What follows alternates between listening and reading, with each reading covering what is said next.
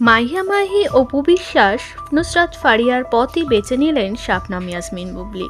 তাকে এবার প্রচারণা করতে দেখা গেল জোয়ার অ্যাডে, যেটা সকলে ভেবেছিল যে কোনো ক্রিকেটের সঙ্গে যুক্ত হয়েছে নায়িকা, তারই অ্যাড দিচ্ছে। তবে পরের সম্পূর্ণ অ্যাড সামনে আসার দিনই জানা গেল ক্রিকেট নয় বরং জুয়ার অ্যাড প্রচারণা করছে শাবনাম ইয়াসমিন বুবলি, যা দেখে বেজায় চটেছে শাকিব খান বললেন, আমি সত্যি ভাবতে পারিনি বুবলি এতটা নিচে নামবে। এই তো গেল শাবনাম বুবলির কথা। এবার আসি টলিউডের সেলিব্রিটি সৌমিত্রিষা কুণ্ডু। সদ্য তাকে নিয়ে চর্চা শেষ থাকে না সোশ্যাল মিডিয়াতে। বড় পর্দায় নাম লিখিয়েছে তিনি, করে ফেলেছে দেবের সাথে একটি ধামাকাদার মুভি।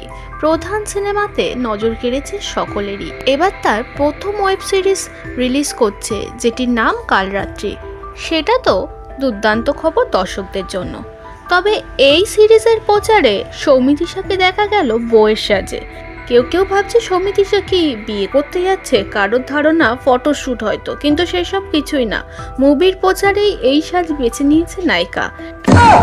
সে নিয়েও অনেক মানুষের মাথা ব্যথার শেষ নেই। যাই হোক, কালরাত্রি সিরিজটি রিলিজ করে গিয়েছে হইচইয়ের পর্দায়, নিশ্চয়ই ভালো লাগবে।